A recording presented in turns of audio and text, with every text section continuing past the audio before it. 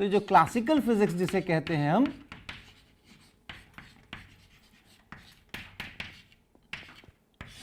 वो दो जगह पर जो हमारी थोड़े अनुभव से बाहर की चीज़ें हैं उसमें इसमें थोड़े चेंजेस करने पड़ते हैं, इससे काम नहीं चलता है।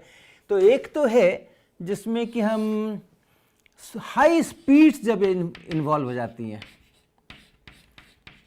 जब हम ऐसी चीज़ों की चर्चा करते हैं जिनकी स्पीड बहुत ज़्यादा है, और बहुत ज़्यादा यानी कितनी ज़्यादा, तो जो प्रकाश की, लाइट की जो स्पीड है वैक्यूम में, उसकी उसके कंपेरेबल या वहाँ से तुलना करना है, उसका इतना परसेंट, उसका 10% या उसका 5% या उसका 50% या उसका 90%, उससे तुलना करना है। तो उससे तुलना करने योग्य जब हो जाए तो हम कहते हैं ओ बहुत ज़्यादा स्पीड हो गई है।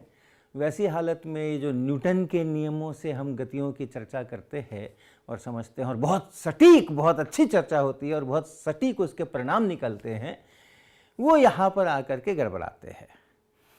तो आम जिंदगी में तो हमें उतने हाई स्पीड्स से वास्ता कम पड़ता है, लाइट खुद आती है अपनी स्पीड से, वही हाई स्पीड से हमारा वास्ता पड़ता है। लेकिन जो एक्सेलरेटर्स पे काम करते हैं, जो फिजिसिस्ट्स पार्टिकल्स को एक्सेलरेट कराते हैं मशीनों के अंदर में, वो फिर बहुत बड़ी बड़ी वेलोसिटीज से, बहुत बड़ी बड़ी स्पीड्स के साथ में उनका आमना सामना होता है। तो वहाँ पे हाई स्पीड्स जब इन्वॉल्व हों तो फिर चीज़ें कुछ बदलती हैं, और उसमें से निकलती है हमारी रिलेटिविटी की थियोरी।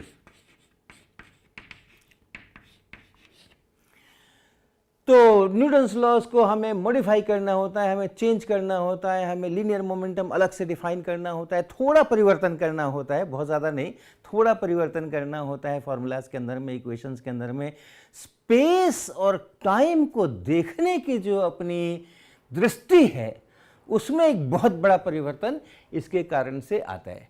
हाई स्पीड्स की जब हम बात करते हैं तो फिर लेंथ किसको कहते हैं और टाइम इंटरवल्स किसको कहते हैं, दो घटनाएं एक साथ हो रही हैं ये हम किसको कहते हैं, एक पहले हो रही है एक बाद में हो रही है, ये जो हमारी स्पेस और टाइम की जो कल्पनाएं हम अपनी आम जिंदगी से लेकर के आते हैं, उनमें फिर बदलाव करना होता है। और वो एक चुनौतीपूर्ण काम होता है क्योंकि वहाँ पर हमारा अपना अनुभव काम नहीं आता है, और इस कारण से हम लोग उस स्थिति के अंदर में थोड़ा चिंतन करने की ज़रूरत पड़ती है। केवल इक्वेशंस और फार्मूले इसके अनुसार हमारा काम नहीं चलता है।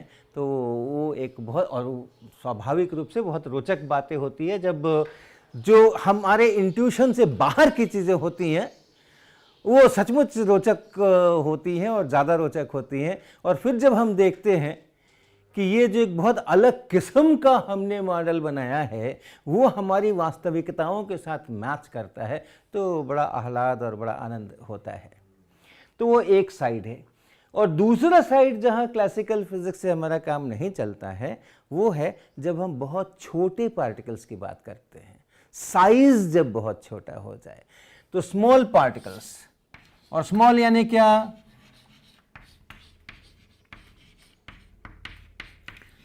तो स्मॉल यानी आप समझ लें मॉलिक्यूल्स हैं, एटम्स हैं, न्यूक्लियंस हैं, प्रोटॉन्स हैं, न्यूट्रॉन्स हैं, इलेक्ट्रॉन्स हैं।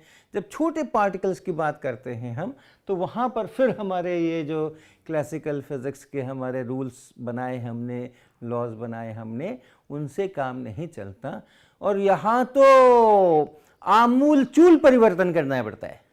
रिलेटिविटी में थोड़ा स्पेस टाइम को समझने में थोड़ा बेसिक प्रॉब्लम है और उसको अलग से समझना होता है, लेकिन यहाँ तो पूरी की पूरी फिलॉसफी ही बदल जाती है। और तब जो वो जो थ्योरी निकल करके आई है जिससे हम उन स्मॉल पार्टिकल्स के बारे में, उनके व्यवहार के बारे में प्रेडिक्शंस करते हैं, उसको समझते हैं, तो वो है हमारा क्वांटम मैकेनिक्स।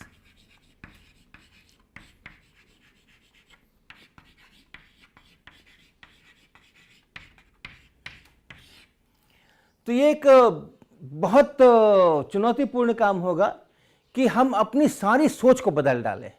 आसान नहीं होगा ये, और इसलिए बहुत सारे डिस्कशंस करने होंगे, बहुत सारी बातें करनी होंगी, वाद विवाद करने होंगे उसको सिंक करने के लिए दिमाग के अंदर में कि हम क्या कह रहे हैं, ये सब जो कि बिल्कुल काउंटर इंट्यूटिव है और अलग किस्म की चीज़ें हैं।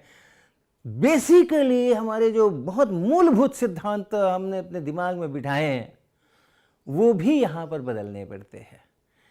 उदाहरण के लिए अगर हम कहें कि भाई विज्ञान है, विज्ञान का कोई प्रयोग करना है, तो अगर आप एक प्रयोग करोगे और एक परिणाम मिलेगा और उसी प्रयोग को ठीक ठीक उसी प्रकार से अगर दोहराओगे तो वही परिणाम मिलेगा। Identical experiments will give you identical results. ये भी यहाँ पर सही नहीं होता, ये भी यहाँ पर सही नहीं होता। Identical experiments, truly identical can also give different results. तो ऐसे ही बहुत सारी चीज़ें निकल करके आएंगी। बहुत सारे जो प्रश्न बहुत स्वाभाविक रूप से हम पूछते हैं, भाई इतने टाइम पर ये पार्टिकल कहाँ है, कितना सरल सा और निर्दोष जैसा इनोसेंट क्वेश्चन है ये, किस टाइम के ऊपर ये पार्टिकल कहाँ है। ये प्रश्न भी यहाँ पूछने की इजाज़त नहीं है, क्योंकि इस प्रश्न का कोई उत्तर क्वांटम फिज़िक्स की थियोरी नहीं देती और पूछने को भी मना करती है कि नहीं ऐसे सवाल प्रकृति से ऐसे सवाल पूछना अच्छा नहीं है। तो बहुत सारे बहुत बेसिक चेंजेस थॉट्स में अपने को लाना पड़ेगा, तो उसके लिए हम सारे लोग तैयार होंगे।